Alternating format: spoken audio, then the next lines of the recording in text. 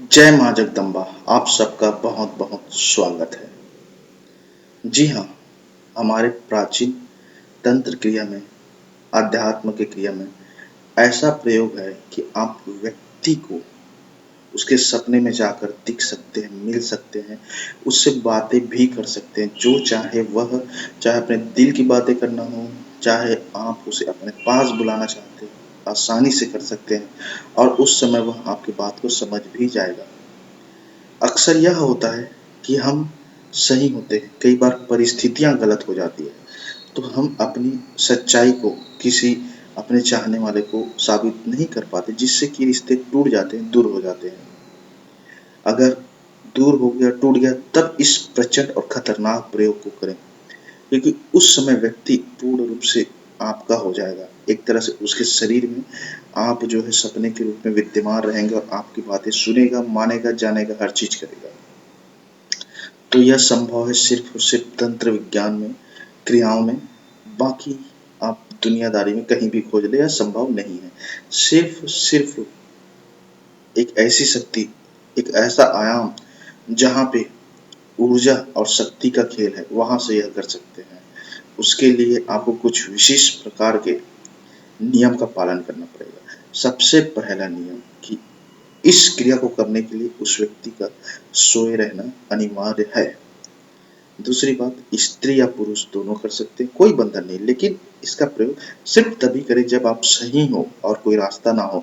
अर्थात अगर वो दूर है, अमेरिका से भी दूर है, आप भारत में हैं या फिर आप कहीं पे भी रहे, तो भी इस क्रिया को करके उसके दिल में आप जा सकते हैं, उसके मन में जा सकते हैं, उसके सपने में जाकर आप अपनी हर बात को कर सकते हैं। यह संभव है। इसमें स्थान और समय कोई मायने नहीं रखता। आप जानते हैं, जो हमारा पंच तत्व का यह शरीर है, यह सिर्फ स्थान और समय में बंधा हुआ है, इसीलिए समय है। अगर हम सूक्ष्म शरीर तक पहुंच जाएं, हमारे छोटे से छोटे ऊर्जा शरीर है, वहां तक अगर हम पहुंच बना लें, तो उस जगह पे ना तो आपको समय की कोई जरूरत है और ना ही स्थान की। अगर इसे प्रैक्टिकल अगर प्रमाणित करना चाहे तो छोटा सा प्रयोग करके देखें। अगर आप कभी, एक उदाहरण के तौर पर मैं पूछता हूँ कि जयपुर घूमकर आए हों, जयपुर के स्टेशन पे गए हों, और अगर आप अभी यहीं पे हो, जहाँ पे हो, चाहे दिल्ली में हो, कलकत्ता में, जो भी वीडियो देख रहे हैं, सुन रहे हैं, उस अपनी जगह पे ही हो, मैं उसे बोलूँ जयपुर के स्टेशन को याद करो, तो तुरंत उसका मन जो है वहां पास पहुंच जाएगा और जान जाएगा कि क्या चीज है। उस स्टेशन के बारे में जो भी उसकी यादें हैं, वह तुरंत ही पहुंच जाएगा। अर्थात जो सूक्ष्म शरीर होता है, मन शरीर होता है, उसकी गति जो है समय और स्थान से परे है, वह तुरंत पहुंच सकता है।